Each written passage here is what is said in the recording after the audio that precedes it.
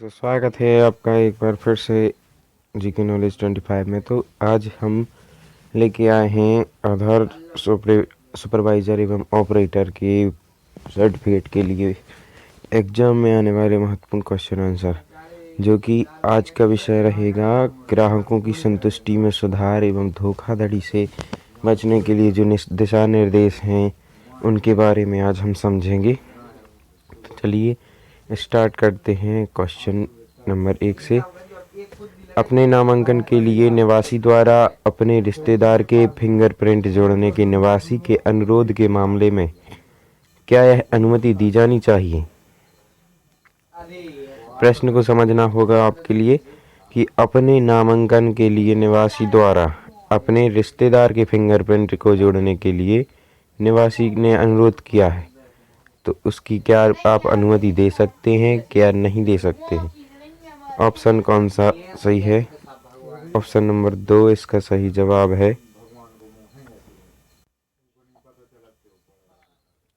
उंगली के निशान लेने से बचने के लिए किसी भी निवासी का बायोमेट्रिक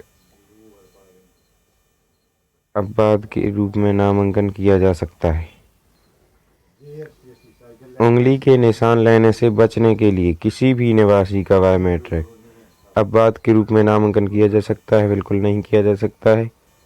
यदि हाँ तो किया जा सकता है प्रति उसके अस्वस्थता के रूप में या दिए गए सभी विकल्प इनमें से क्या है कि उंगली के निशान से लेने से बचने के लिए किसी भी निवासी का बायोमेट्रिक लिया जा सकता है या नहीं? इसका उत्तर बिल्कुल नहीं है कि जिसका नामांकन होगा उसी के बायोमेट्रिक लिए जाएंगे, अन्यथा किसी और के बायोमेट्रिक नहीं ले सकते हैं। नामांकन अद्यतन क्लाइंट में छेड़छाड़ की जा सकती है अगर यह ठीक प्रकार से काम ना कर रहा हो या त्रुटि दिखा रहा हो। तो दोस्तों, नामांकन अद्यतन क्लाइंट में छेड़छाड़ की जा सकती है अगर यह ठीक प्रकार से काम ना कर रहा हो या त्रुटि दिखा रहा हो। ये ऑप्शन 1 सही है या 2? इसका उत्तर है कि नहीं। ऑप्शन नंबर 2 इसका सही जवाब होगा।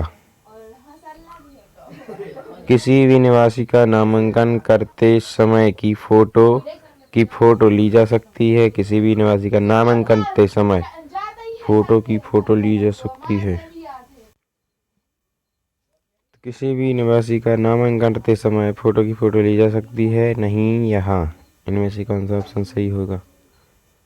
इसका उत्तर है कि नहीं ली जा सकती है। किसी भी नामांकन के समय की फोटो नहीं ली जा सकती। आधार अद्यतन के समय निवासी के फोटो के स्थान पर क्या नहीं लिया जाना चाहिए? फोटो की फोटो, देवताओं की फोटो, पशु की फोटो या दिए गए सभी?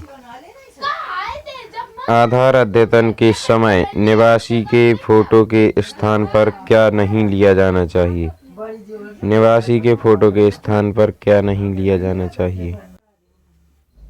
तो इसका उत्तर देख लेते हैं हम कि दिए गए सभी विकल्प। हम निवासी के नामांकन के समय क्या क्या नहीं ले सकते? तो देवताओं की फोटो नहीं ले सकते, फोटो की फोटो नहीं ले सकते और पशु की फोटो नहीं ले सकते। अगला प्रश्न है, निवासी का डाटा दर्ज करते समय कौन सी भाषा का इस्तेमाल नहीं किया जाना चाहिए? अभद्र भाषा, अंग्रेजी, हिंदी, दिए गए सभी विकल्प। तो इसमें से सिंपल सा है कि अभद्र भाषा का उपयोग नहीं किया जाना चाहिए। इसका उत्तर 1 सही होगा। इनमें से किस गतिविधि के लिए ऑपरेटर पर्यवेक्षक के खिलाफ कार्यवाही की जाएगी? किस गतिविधि के लिए? फोटो की फोटो या जानवर की फोटो लेने के लिए? अभद्र भाषा का प्रयोग? इनमें से कोई नहीं, 1 और 2 दोनों। तो इसका उत्तर देख लेते हैं कि 1 और 2 दोनों, या फोटो की फोटो लेगा या फिर अभद्र भाषा का प्रयोग करेगा, तो ऑपरेटर या पर्यवेक्षक के खिलाफ कार्यवाही की जा सकती है। और 5 साल से अधिक आयु का कोई भी निवासी उंगली के निशान लेने से बचने के लिए बालक रूप में नामांकन करवा सकता है, हाँ या नहीं? तो इसका उत्तर बिल्कुल नहीं है। कि 5 साल से अधिक आयु का कोई भी निवासी उंगली के निशान लेने से बचने के लिए बालक के रूप में नामांकन नहीं करा सकता है। 5 साल से कम आयु के सभी बच्चों को उंगलियों के निशान देने के लिए मजबूर किया जाना चाहिए? बिल्कुल नहीं किया जाना चाहिए मजबूर। 5 साल से कम आयु वालों की बायोमेट्रिक इम्पोर्टेंट नहीं होते हैं। अगला प्रश्न है, बाल नामांकन के मामले में नामांकन के लिए ऑपरेटर, पर्यवेक्षक, उनके माता पिता, अभिभावक की भूमिका निभानी चाहिए। सच है या झूठ है? तो इसका उत्तर हो जाएगा झूठ है, ऐसा नहीं करना चाहिए। यदि निवासी के पास वैध दस्तावेज ना हो तो ऑपरेटर सुपरवाइजर को इस मामले के मुखिया की भूमिका निभानी चाहिए। सच है या झूठ है? तो इनमें से कोई नहीं या फिर दोनों। इसे समझते हैं। यदि निवासी के पास वैध दस्तावेज ना हो तो ऑपरेटर सुपरवाइजर को इस मामले में परिवार की भूमिका निभानी चाहिए। इसका उत्तर है बिल्कुल नहीं निभानी चाहिए, ये झूठ है। समाचार पत्र या कोई भी खाली कागज पहचान का प्रमाण, पते का प्रमाण, समर्थित दस्तावेज के रूप में इस्तेमाल किया जा सकता है। समाचार पत्र या खाली कागज कोई भी दस्तावेज के रूप में इस्तेमाल नहीं किया जा सकता है। ऑप्शन नंबर इसका 2 आंसर होगा। यदि ऑपरेटर द्वारा नामांकन हेतु गलत या खाली दस्तावेज या समाचार पत्र का प्रयोग किया जाता है तो ऐसे मामले में क्या होगा? नामांकन अस्वीकार कर दिया जाएगा, ऑपरेटर के खिलाफ सख्त कार्यवाही, या इनमें से कोई नहीं है। दिए गए सभी विकल्प। तो इसमें से क्या किया जा सकता है? खाली कागज लगा देता है तो नामांकन अस्वीकार किया जाएगा, और सख्त कार्यवाही, या इनमें से कोई नहीं, दिए गए सभी विकल्प। इसका उत्तर होगा कि दिए गए सभी विकल्प। आधार नामांकन के समय किसका मोबाइल संख्या ईमेल जोड़ा जाना चाहिए? इसका उत्तर हो जाएगा निवासी का, या ऑपरेटर का, या स्थानीय प्रतिनिधि में से कोई नहीं। इसका उत्तर होगा निवासी का, कि निवासी का मोबाइल नंबर और ईमेल जोड़ा जाएगा। आधार नामांकन करते समय ऑपरेटर बायोमेट्रिक का उपयोग कर सकते हैं, मिश्रित बायोमेट्रिक का उपयोग कर सकते हैं। ये सच है या झूठ है? आधार का नामांकन करते समय ऑपरेटर मिश्रित फिंगरप्रिंट या बायोमेट्रिक का उपयोग कर सकते हैं। इसका उत्तर है बिल्कुल नहीं कर सकते हैं। ऑप्शन नंबर 2 इसका सही जवाब है। ऑपरेटर पर्यवेक्षक निवासी से पैसे लेकर नामांकन क्लाइंट में कोई भी जानकारी लिख सकते हैं। ऑपरेटर पर्यवेक्षक निवासी से पैसे लेकर नामांकन क्लाइंट में कोई भी जानकारी लिख सकते हैं, नहीं लिख सकते, या हाँ लिख सकते हैं? तो कोई भी जानकारी नहीं लिख सकते। जो जानकारी निवासी के मामले में उचित या सही होगी, निवासी द्वारा उपलब्ध कराई जाएगी, उसी को लिखेंगे। यदि निवासी चाहे तो पहचान का प्रमाण, पते के प्रमाण की फोटोकॉपी का प्रयोग किया जा सकता है, नहीं किया जा सकता है। मूल दस्तावेज को स्कैन करने की ज़रूरत, यहाँ किसी भी दस्तावेज का इस्तेमाल किया जा सकता है, इनमें से कोई भी नहीं। इसमें से इसका जवाब क्या होगा? कि इसका उत्तर होगा नहीं, मूल दस्तावेज को स्कैन करने की ज़रूरत है। ऑपरेटर सुपरवाइजर को नामांकन पूरा होने के बाद पहचान का प्रमाण, पते के प्रमाण की हार्ड कॉपी रखनी चाहिए? कोई हार्ड कॉपी नहीं रखनी चाहिए। हाँ, हार्ड कॉपी सुरक्षित रूप से रखा जाना चाहिए। इसका जवाब क्या होगा? कि ऑपरेटर सुपरवाइजर को नामांकन पूरा होने के बाद पहचान का प्रमाण, पते के प्रमाण की हार्ड कॉपी रखनी चाहिए। इसका उत्तर होगा कि कोई हार्ड कॉपी नहीं रखनी चाहिए।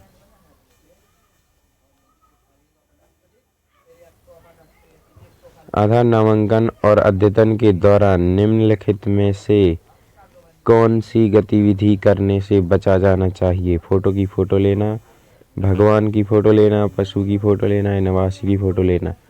तो आधार नामांकन में इस नामांकन के दौरान कौन सी गतिविधि करने से बचना चाहिए? फोटो की फ़ोटो बिल्कुल नहीं लेना चाहिए, भगवान की फ़ोटो बिल्कुल नहीं लेना चाहिए, पशु की फ़ोटो बिल्कुल नहीं लेना चाहिए, और निवासी की फ़ोटो लेना चाहिए। तो दिए गए सभी विकल्प एक ऑप्शन है, पहला, दूसरा, तीसरा एक ऑप्शन है, और दूसरा तीसरा अगला ऑप्शन या चौथा इनमें से कोई नहीं। तो इसका उत्तर होगा ऑप्शन नंबर 2।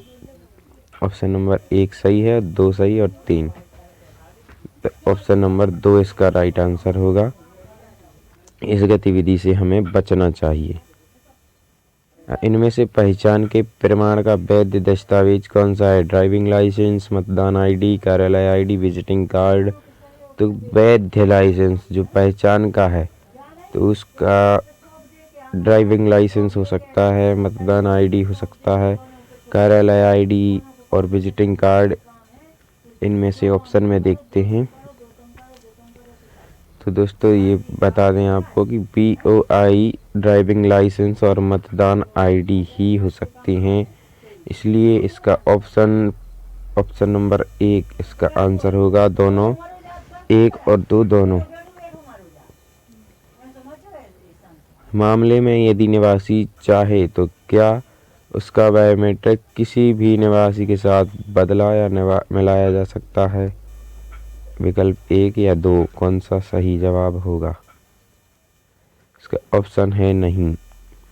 मामले में यदि निवासी चाहे तो क्या उसका बायोमेट्रिक किसी भी अन्य निवासी के साथ बदला जा सकता है? बिल्कुल नहीं बदला जा सकता है। यदि 6 साल के बच्चे के मामले में निवासी बाल नामांकन कराना चाहता है तो क्या उसे अनुमति दी जानी चाहिए? हाँ के रूप में निवासी द्वारा अनुरोध किया गया है या नहीं, क्योंकि उसकी उम्र 5 साल से ऊपर है, या दोनों विकल्प सही।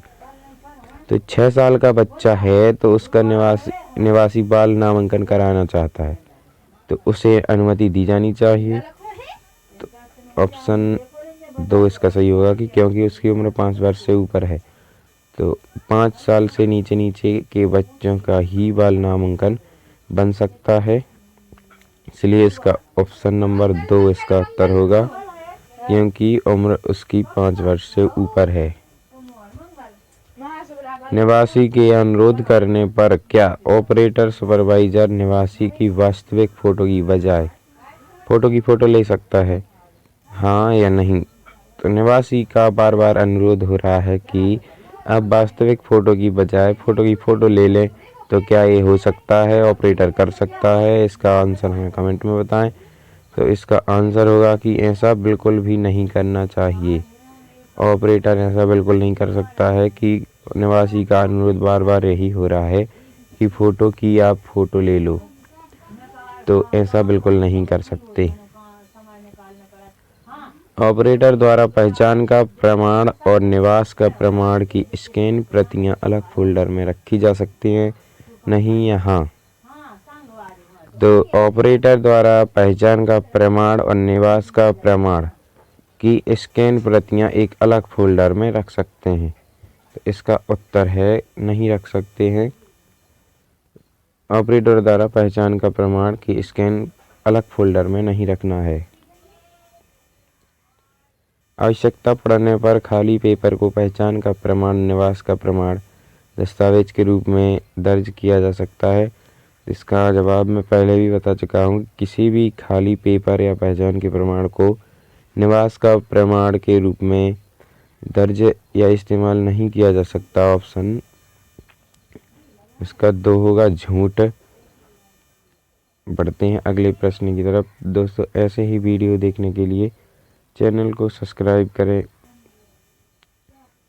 यदि ऑपरेटर पर्यवेक्षक फॉर्म में ऐसी कोई जानकारी दर्ज करता है जिसका फॉर्म में उल्लेख नहीं है तो ऐसे मामले में निवासी को सूचित नहीं करना चाहिए। सच है या झूठ है? कोई भी ऑपरेटर फॉर्म में ऐसी कोई जानकारी दर्ज करता है जिसका फॉर्म में उल्लेख नहीं है तो निवासी को सूचित नहीं करना चाहिए। सच है या झूठ? तो बिल्कुल झूठ है कि बिना पूछे निवासी के कोई भी जानकारी उसमें नहीं जोड़ना है, और ऐसे मामले में जोड़ चुका है तो उसको सूचित करना चाहिए या नहीं करना चाहिए। नामांकन अद्यतन का कार्य करने के लिए टेम्पर्ड मशीन का उपयोग पैसे कमाने के लिए किया जा सकता है। नामांकन अद्यतन का कार्य करने के लिए टेम्पर्ड मशीन का उपयोग पैसे कमाने के लिए किया जा सकता है। सच है या झूठ है? इसका उत्तर है झूठ है। बिल्कुल ऐसा नहीं करना चाहिए। किसी भी टेम्पर्ड मशीन का उपयोग पैसे कमाने के लिए नहीं करना चाहिए। अगला क्वेश्चन है, क्या ऑपरेटर को जांच के बिना ही किसी भी अन्य ऑपरेटर द्वारा नामांकन पर हस्ताक्षर करने की अनुमति देनी चाहिए? नहीं या हाँ? तो किसी ऑपरेटर को जांच के बिना ही किसी अन्य ऑपरेटर द्वारा किए गए नामांकन पर हस्ताक्षर कर देने चाहिए। तो जब तक वेरीफाई नहीं होगा तब तक नहीं करना चाहिए। इसका ऑप्शन 1 उत्तर हो जाएगा। तो दोस्तों, आप लोगों से एक रिक्वेस्ट है कि अभी तक आपने चैनल को सब्सक्राइब नहीं किया है तो आप सब्सक्राइब कर दीजिए और बेल आइकन को भी प्रेस कर दीजिए ताकि हमारी कोई भी नई वीडियो आए जानकारी के लिए आपके पास नोटिफिकेशन सबसे पहले पहुंचेगा। क्या ऑपरेटर को नामांकन क्लाइंट में निवासी के मोबाइल नंबर की बजाय अपना मोबाइल नंबर लिख देना चाहिए? बिल्कुल गलत जवाब है, बिल्कुल नहीं लिखना चाहिए। इसका उत्तर देख लेते हैं। उत्तर है बिल्कुल झूठ है, हमें अपना मोबाइल नंबर नहीं लिखना है। निवासी जो भी जानकारी उपलब्ध कराए वही लिखना है। तो दोस्तों, अब अगला चैप्टर आता है अपराध और दंड के बारे में कि क्या दंड कर दिया जाएगा, क्या क्या मानदंड हैं। तो प्रश्न है, कोई भी व्यक्ति जो झूठी जनसांख्यिकीय जानकारी या बायोमेट्रिक सूचना प्रदान करके अन्य व्यक्ति का प्रतिरूपण करने का प्रयास करता है, चाहे वह मृत या जीवित या वास्तविक या काल्पनिक है, निश्चित समयावधि के लिए कारावास का दंडनीय दिया जाएगा, जिसे 1 वर्ष तक का, 2 वर्ष तक का, 3 का या 4 का बढ़ाया जा सकता है। तो कोई भी व्यक्ति जो झूठी जनसांख्यिकीय जानकारी या बायोमेट्रिक सूचना प्रदान करके अन्य व्यक्ति के प्रतिरूपण का प्रयास करता है, चाहे वह मृत या जीवित हो या वास्तविक या काल्पनिक, तो उसके लिए कारावास की प्रावधान है। तो वह क्या है? तो इसका उत्तर है कि उसका कारावास 3 वर्ष तक बढ़ाया जा सकता है। कोई भी व्यक्ति जो झूठी जनसांख्यिकीय जानकारी, बायोमेट्रिक सूचना प्रदान करके किसी अन्य व्यक्ति का प्रतिरूपण करने या मृत, जिंदा, वास्तविक या काल्पनिक का प्रतिरूपण करने का प्रयास करता है, तो जुर्माने के साथ दंडनीय होगा, जिसे कितने रुपए तक बढ़ाया जा सकता है? 50,000, 5,000, 10,000, 20 या फिर 50,000। तो इसका उत्तर क्या हो सकता है कि बायोमेट्रिक सूचना का उपयोग या प्रदान करके अन्य व्यक्ति का प्रतिरूपण करने का प्रयास कर सकता है। तो इसका जुर्माना जो होगा 10,000 रुपये तक का हो सकता है। बढ़ते हैं अगला प्रश्न कि कोई भी व्यक्ति जो आधार संख्या धारक को नुकसान या क्षति पहुंचाने के इरादे से या आधार संख्या धारक की पहचान को अपनाने के इरादे से आधार संख्या धारक की डेमोग्राफिक सूचना या बायोमेट्रिक सूचना बदलता है या किसी भी प्रकार की जनसांख्यिकीय जानकारी या आधार संख्या धारक की बायोमेट्रिक जानकारी को मृत या जिंदा या असली या काल्पनिक बहरूपिया यथा प्रतिरूपण करके बदलने का प्रयास करता है, उसे एक अवधि के लिए कारावास के साथ दंडनीय होगा, जिसे कितने वर्ष तक बढ़ाया जा सकता है? तो किसी भी आधार संख्या को अपनाने के इरादे से कि आधार की डेमोग्राफिक सूचना, बायोमेट्रिक सूचना बदलता है, तो उसके लिए कितने वर्ष का कारावास हो सकता है और जुर्माना 10,000 रुपये तक का हो सकता है। तो इसका ऑप्शन होगा कि ऑप्शन नंबर 3 सही होगा कि 3 वर्ष का जुर्माना होता है।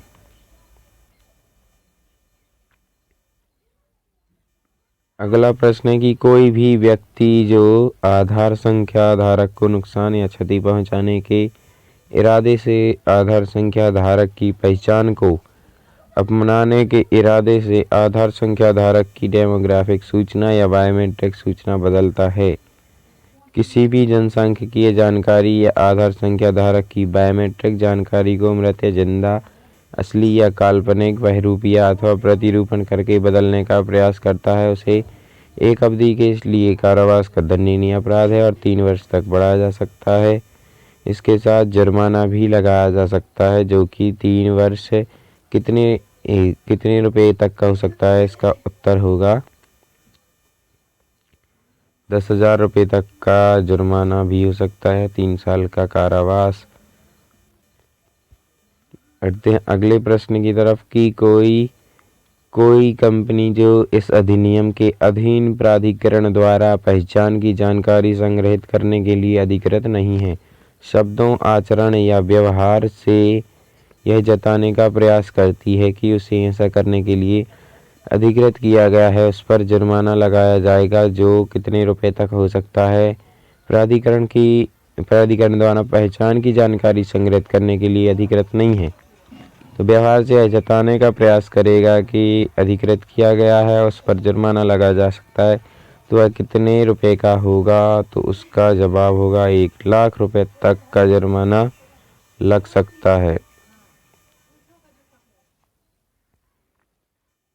तो दोस्तों आज का यह सेशन था हमारा। ऐसी और भी अगली वीडियो के लिए हमारे चैनल को सब्सक्राइब करें और इस वीडियो को लाइक ज़रूर करें। धन्यवाद।